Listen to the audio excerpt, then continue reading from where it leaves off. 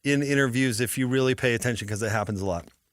People who are being interviewed or a press conference or whatever knows that there's a basic allotted time. Like with NBA post-game coach press conferences, I'd say anywhere from like 8 to 15 minutes at the most. And I'm being generous there, right? Some maybe go a little shorter, some maybe go a little longer, but fit somewhere in that window. That's a guy who's just trying his hardest to waste as much time as possible to get to the end of that, to get to like that 8-minute mark where it's like, okay, I've done just enough that I can get out of here. 26 times. Dennis Lindsay was famous for just naming names. Nobody could filibuster like Dennis. Nobody. Say names. There was speculation on Twitter that he might have lost a bet with the players or something. And had to say it that many times. Yeah. Okay. Oh, dude. Do you remember when Dennis cried to the league about officials? Because crying about officials has been an effective tactic for many, many people for a long time. It's really worked for everyone. But when Dennis was crying about the last 2-minute reports and whatever, he came on. I was hosting alone. I remember I was sitting at the warehouse. I don't know where Gordon was, and we had Dennis on. He came on for 25 minutes, Ben. Ask me how many questions I asked. Oh, yeah. It was less than 3. 1 question. Yep. 1. Yep. 1. And then he hit the 25-minute mark. It was like, all right, Dennis. Well, that's it. Hey, thanks for coming on. Oh, dude, that guy could fill time like nobody's business. Well, let me take you back to the start, really. And a fella named Adam was thrown to earth, and then an apple was eaten, Right. and then let's see some other stuff like brothers. The one killed the other. There's something there. Moses wandered through the wilderness. 40 years, the wilderness. 40 years, and then came back. There's a mountain in there. Some tablets. I have a montage of Dennis Lindsay Let my naming people names. go. We'll have to play it sometime on the show. I have built a montage of Dennis Lindsay. This is from one press conference, an end-of-season presser, of him just saying people's names. We'll have to play it. I do think there's a point to what Mike Brown is saying, is that winning is boring in the sense that you just run the same thing over and over and over, and it works. It's what made John and Carl great. It wasn't necessarily the most exciting basketball, but they did the same thing over and over and over and over, and they won 58, 60% of their games as a result. I think he's right about that. I just thought that was overkill. You think? Thought it was fun to have a little sound. That was a lot. 26? 26 times. I'll tell you what, Mike should probably cut DeMar DeRozan, and then his team would be a lot better. He's bizarrely unimpactful. And not bizarrely, that's what DeMar DeRozan's whole career has been. I mean, the Raptors traded him and won a title the next year. Now, it's because they added Kawhi, but they got better. Yeah, but you want some guy to dribble the ball and take a bunch of mid-range shots? Right. It's not where the league is. I mean, he's second on the team in shooting. Remember when we talked about Mike Conley had to come in and kind of figure out where he fit with the Jazz, even though he was a high-profile player? Like, can you imagine the hubris you have to come to a new team and be like, guess what, guys? I'm getting 18 shots. And I know you have your little dribble handoff thing going, but I'm going to do it all in the ISO, so get used to it. That's crazy. I don't think that, I don't know. I don't think that's going to work for Sacramento. I don't think he's their missing piece because apparently he's not going to change what he does. No, he's not. He's not a missing piece. He's good. He's a fine player. But he takes a bite out of De'Aaron Fox and Domantas Sabonis. Yeah. And probably worse, Kevin Huerter and Keegan Murray. Yeah. Keegan Murray isn't the same player this year. No. And I know we saw him torch the Jazz for 40-plus last year. But, yeah, it's touches. It's a lack of touches for him. Yeah, remember how many times in that game we had to hear that stupid Keegan Murray thing? Mm-hmm. It's like 1,500 times that game. Yeah. It's like, yeah, we got it. It's funny. Hey. All right, Hans and Scotty G are coming up next. Stay tuned. Jake and Ben, we'll talk to you tomorrow. Thanks, 97.5, the KSL Sports Zone. Possession after possession after possession after possession after possession after possession after possession